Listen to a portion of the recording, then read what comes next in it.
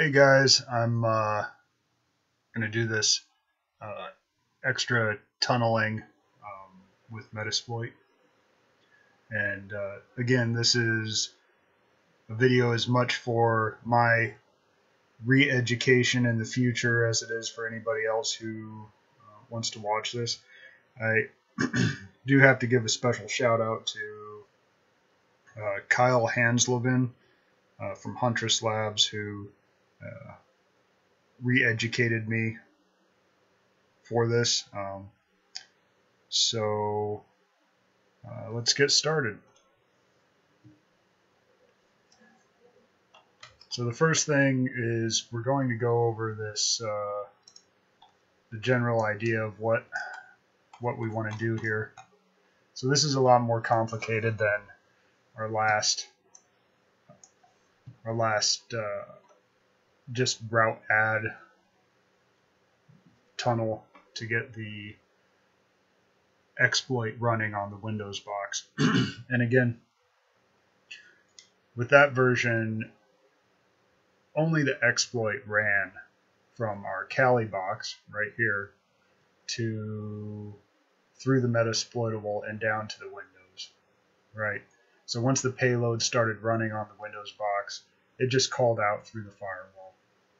So we're just kind of replicating a scenario here that now our Windows XP host cannot get back out through this firewall, and they will have to go through this DMZ or fake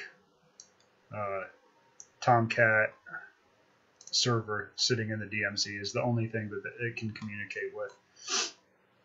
So as you can see, there's a lot of extra steps here. It's a little more complicated, so hold on to your pants while I go through this. So the first thing, of course, is we're going to get into Tomcat, right? So we have the default creds.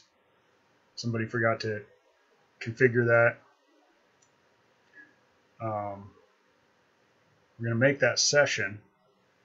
The next thing we're going to do is we're going to have to escalate our privileges after that, because with Tomcat, it's just an unprivileged Tomcat user, right? At least whoever was adminning it, they might have forgot the default creds, but at least they didn't make it root. So we're going to have to get root, because we want to do a couple of things. We're going to drop a public key, our public key here, and we're going to use that to create the tunnels later on. The other thing we need to do is that this allow gateway ports needs to be configured, because for the tunnel to work, this Tomcat server needs to be able to host our handler service, right? So if the gateway ports is not configured, then we're going to try and create this tunnel, and the local host is going to serve this.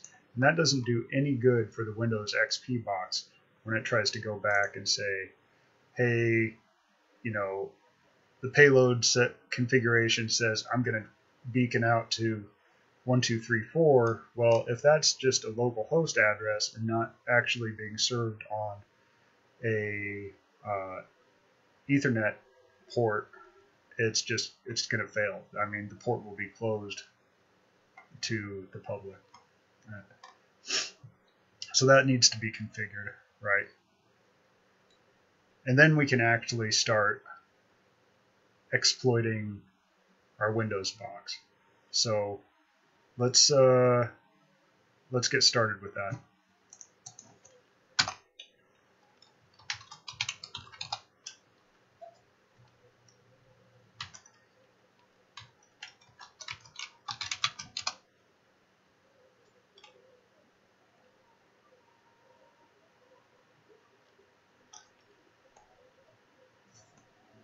So we're just going to do our search for Tomcat again.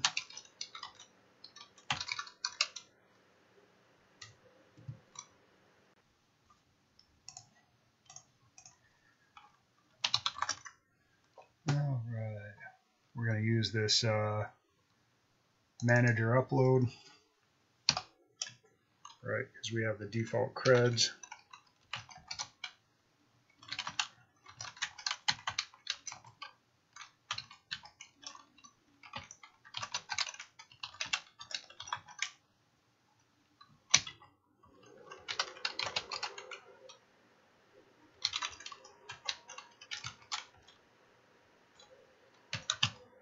All right, so I'm going to select a payload.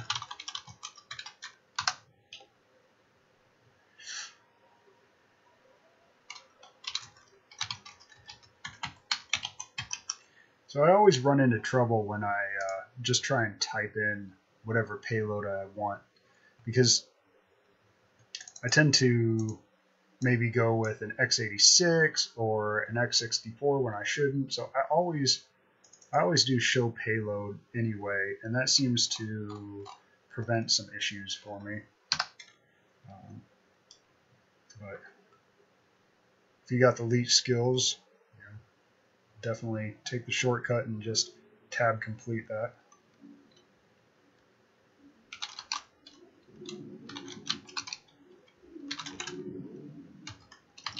So for this one, since we're just going up to this metasploit box up here,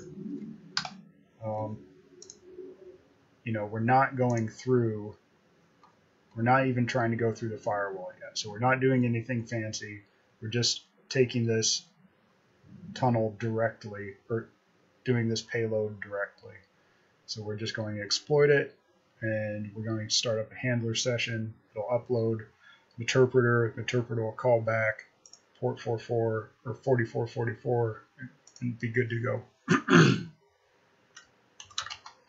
So this will be our IP address for our attack platform. So last check of the options. Manager 480. So if I remember correctly, this Tomcat server is not on 80. I think it's 8081. So we're going to do the built-in nmap.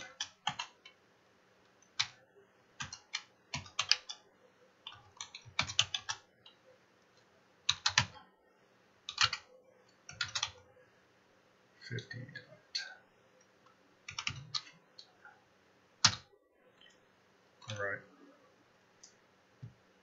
Yeah, so this is 8081. It says unknown, but that's our Tomcat management service.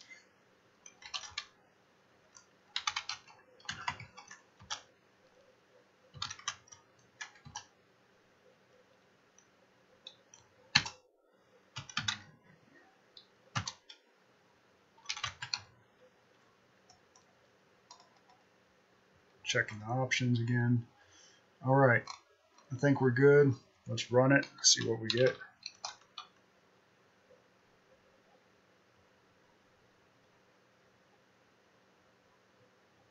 All right, so we have our session.